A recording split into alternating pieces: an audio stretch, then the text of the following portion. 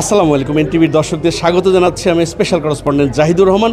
দর্শক, আজকে আমাদের অতিথি খ্যাতনামা অভিনেতা এপার এবং ওপার বাংলার আমাদের চঞ্চল চৌধুরী এবং তার সন্তান শুদ্ধকে আজকে আমরা এনেছি এই কারণে যে শুদ্ধর প্রথম ছবি, প্রথম অভিনয় মানুষ দেখতে পাবে চরকিতে, যেটা আসছে মনোগামীতে। শুদ্ধ, প্রথমে আমরা স্বাগত জানাই এই মিডিয়া লাইনে, বাবার ধন্যী ছেলে। আচ্ছা, কেমন লাগছে এখন বলো তো? এখন খুব ভালো লাগছে। আচ্ছা, উৎসব একটা ব্যাপার চলে আসছে মনে। উৎসব হ্যাঁ, সামনে তো আমাদের উৎসব, ঈদ। ঈদ। বাবার তুমি একসাথে মিলে মিশে পাঞ্জাবি কিনেছো না? হ্যাঁ, আমরা সবসময় একসাথে একই রকম পরারই চেষ্টা করি। আচ্ছা, শুধু অভিনয়টা কি করে এলে এই মনোগামীতে, মোস্তফা সরোয়ার ফারুকের যে নির্মাণ, এতে তুমি কিভাবে যুক্ত হলে? আমাকে তো শুটিংয়ের আগের দিন রাত্রেবেলা বাবা বাসায় এসে বলেছে কি তোমার কালকে শুটিং আছে। আমি তো তখন খুবই ভয় ছিলাম যে কি আমি কি কখনো অভিনয় করেছি, আমি তো কখনো অভিনয় করিনি, আমি কি করতে পারবো নাকি, এরকম একটা ভয়ের মধ্যে দিয়ে যাত্রাটা শুরু হয়। কিন্তু যাত্রাটা খুবই ভালো এবং অনেক কিছু শিখেছি, আনন্দের একটা যাত্রা হয়েছে মনোগামী। ওয়ালটন ফ্রিজ কিনে অনেকের মতো আপনিও হয়ে যেতে পারেন মিলেনিয়াল, সেরা পণ্যের সেরা অফার। শুটিংয়ের মজার কোনো অভিজ্ঞতা? হ্যাঁ, শুটিংয়ে অনেক মজার অভিজ্ঞতা রয়েছে বাবার সাথে। তারপর আমার একটা ছোট বোন রাই, ওর সাথে অনেক মজা করেছি শুটিংয়ের সময়। দর্শকদের একটু বলবে সেগুলো? অনেক গল্প করেছি, তারপরে গেম খেলেছি, তারপরে শুটিংটাও তো ঠিকমতো করতে হবে, সেটাও ঠিকমতো করেছি। ভয় টয় লাগেনি? শুরুর 2-3 দিন ভয় ছিলাম, কিন্তু আস্তে আস্তে সেটা ভয়টা কাটিয়ে উঠতে হয়েছে। বাবা এত বড় অভিনেতা, তো তার ছেলের তো মানে তুমি বলছিলে যে তোমার বাবা এত বড় অভিনেতা বলি তুমি একটু আলাদা চাপ অনুভব করছো যে চঞ্চল চৌধুরীর ছেলে, সেটা একটু কেমন বলবে?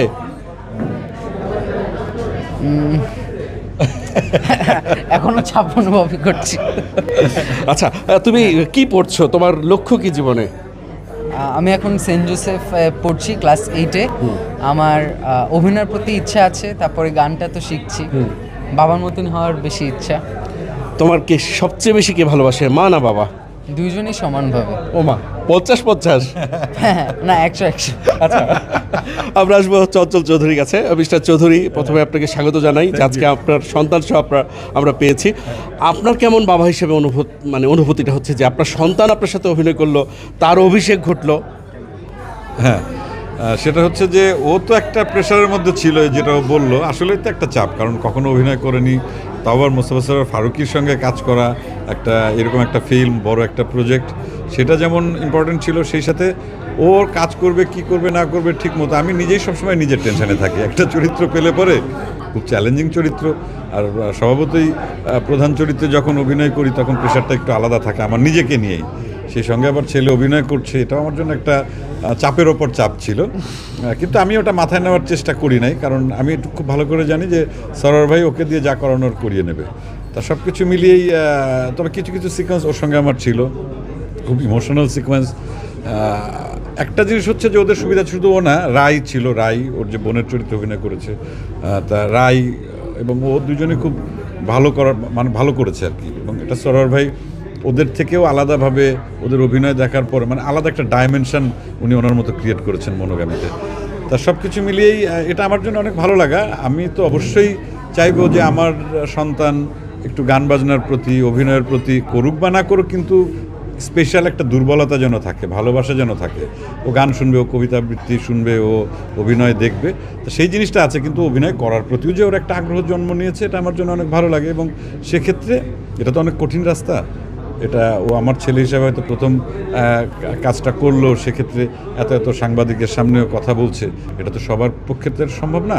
তা ও প্রিভিলেজড, ওর বাবা একজন পরিচিত অভিনেতা, যে কারণে সুযোগটাও বেশি পাচ্ছে। এখন ওর জন্য যেটা চ্যালেঞ্জ, যে ও যদি আসলেই অভিনয় করতে চায়, সেটা সবেমাত্র তো স্কুলে পড়ছে, পড়াশোনাটা ঠিকমতো চালাতে হবে, পড়াশোনা কমপ্লিট করতে হবে, তারপর যদি অভিনয় আসতে চায়, তার জন্য অভিনয়ের জন্য যা যা শেখা, যা যা চর্চা, যা যা সাধনা, সেটা করে যদি ওর যোগ্যতা প্রমাণ করতে পারে, তাহলে আমার যতটুকু সাহায্য বা যতটুকু ওকে কোঅপারেট করা বা ওকে হেল্প করা, সেটা তো আমি বাবা হিসাবে অবশ্যই করব। যখন ছেলে অভিনয় করছে তখন তার কোনো অভিনয় দেখে কি বাবা হিসাবে মনের অজান্তে চোখে জল এসছে, এরকম কিছু অনুভূতি কি হয়েছিল? হ্যাঁ, কিছু ছিল, কিছু ইমোশনাল সিকোয়েন্সে এরকম ছিল যে আমিও কাঁদছি, ও কাঁদছে, এরকম কিছু সিকোয়েন্স ছিল। এই যে শুদ্ধকে নিয়ে অভিনয় করছেন এবং সেটা আপনার গুরুর সাথে, মানে আপনাকে যিনি মিডিয়ায় এনেছেন গ্রামীণ ফোনের মাধ্যমে, মোস্তফা সরোয়ার ফারুকীর মাধ্যমেই আপনার পথ চলা, সেখান থেকে ছেলেও সেই বাবার গুরুর সাথেই, মানে এই অনুভূতি সব মিলে। আমি বলছিলাম যে ওর এই একই মাসে দুটো প্রজেক্ট যাবে ঈদেই। একটা হচ্ছে মনোগামী, আর একটা হচ্ছে টেলিভিশন একটা নাটক 7 খণ্ডের, ইতি তোমার আমি, এটা বৃন্দাবন দাসের লেখা, এজাজ মুন্নার ডিরেকশন, যেখানে মামুন ভাইয়ের সঙ্গে অভিনয় করেছে। তো মামুন ভাই হচ্ছে আমার নাট্যগুরু, তার কাছ থেকে আমি অভিনয় আমার হাতে করি। আর ফারুকী ভাইয়ের সঙ্গে আমার মিডিয়ার যদি ক্যারিয়ারের শুরু, ওই টার্নিং পয়েন্ট সেটা যদি ধরি, বা অনেক কিছু শেখা, তা সেক্ষেত্রে ওর একই সাথে দুইজনের সঙ্গেই কাজ করার সৌভাগ্য হলো খুব অল্প সময়ের মধ্যে। তা আমি মনে করি যে ও আসলেই অনেক সৌভাগ্যবান। এখন জানি না ওর যদি ভবিষ্যতে ওর লেখাপড়ার সঙ্গে সঙ্গে যদি এই সাধনাটা চালিয়ে যায়, সেক্ষেত্রে হয়তো কিছু অর্জন করবে। সন্তানের প্রথম অভিনয় দেখে বাবা হিসাবে আপনি কত মার্ক দিচ্ছেন? মার্ক তো আমি দেই না, আমার নিজের কাজেরও আমি কখনো মার্কস দিই না, আর ছেলেরটা তো অবশ্যই দেবো না। দর্শক আছেন যারা দর্শক, তারা কাজ দেখবেন, তাদের যদি ভালো লাগে তারা যত দেয়। সবচেয়ে বড় কথা মার্কসের চাইতে ওর জন্য যেটা দরকার এখন হচ্ছে আশীর্বাদ বা দোয়া, এটাই। এনটিভির দর্শকদের জন্য কি বলবেন? প্রথমে চঞ্চল চৌধুরী। এনটিভির দর্শকদেরকে আমি অনেক অনেক শুভেচ্ছা জানাই, এবং এনটিভির মাধ্যমে সারা দেশের মানুষকে আগাম ঈদের শুভেচ্ছা জানাচ্ছি। এবং আপনারা এই ঈদের আনন্দে মেতে উঠুন, এবং সেই সঙ্গে লাস্ট ডিফেন্ডার্স অফ মনোগামী দেখুন, ভালো লাগবে। চরকিতে দেখুন, আমি এবং শুদ্ধ আমরা দুজনে অভিনয় করেছি। হ্যাঁ, শুদ্ধ কি বলবে? আমারও একই কথা, যে কি ঈদের সবাইকে শুভেচ্ছা জানাই, এবং আমি সবাইকে বলবো আমাদের কাজটা, আমার প্রথম কাজ মনোগামী, চরকিতে দেখার জন্য। আর সাথে আমার একটা নাটক আসছে, ওইটাও চাইলে দেখতে পারে মানুষ। হ্যাঁ, তুমি দাদুর সাথে অভিনয় করেছো। হ্যাঁ, আমি মামুন আঙ্কেলের সাথে অভিনয় করেছি। এটা আমার জন্য একটা, ফারুকী আঙ্কেলের সাথে কাজ আর মামুন আঙ্কেলের সাথে কাজ, এটা আসলে আমার জন্য একটা বিশাল বড় আশীর্বাদ। আবার বৃন্দাবন জেঠুর লেখা নাটকটা, এবং সে যেভাবে লেখে সেই নাটকে কাজ করার, তো সবাই সেই নাটকে কাজ করতে চায়, আমি করতে পেরেছি, এটা আমার জন্য একটা সৌভাগ্যের ব্যাপার। তার মানে একদম মানে অসাধারণ একটা সূচনাটা হচ্ছে তোমার, তাই না? হ্যাঁ, আমি আসলে ওই দিক দেখা থেকে যাক lucky। এখন ভবিষ্যৎ কি হয়। দর্শক, এতক্ষণ আমাদের সঙ্গে ছিলেন আপনাদের প্রিয় অভিনেতা চঞ্চল চৌধুরী এবং তার সন্তান শুদ্ধ। নিশ্চয়ই আগামীতে নতুন কোনো অতিথি নিয়ে হাজির হব আপনাদের সামনে। ততক্ষণ পর্যন্ত সবাই ভালো থাকবেন, সুস্থ থাকবেন, এনটিভির সঙ্গে থাকবেন। আল্লাহ হাফেজ।